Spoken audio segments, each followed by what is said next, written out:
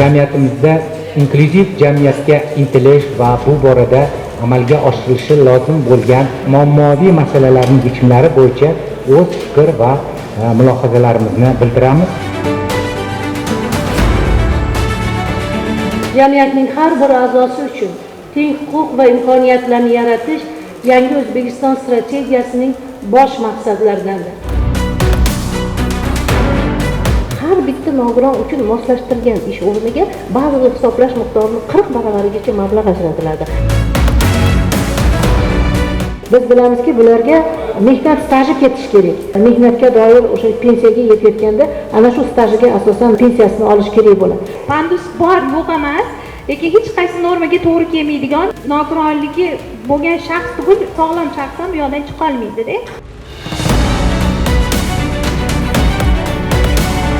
Tadbirkorlik obyektida bepul darslar olib borilyapti. Ayollarni biz bepul hunarga o'rgatgan holatda ularni chiqarma qaldirg'och qilyapmiz.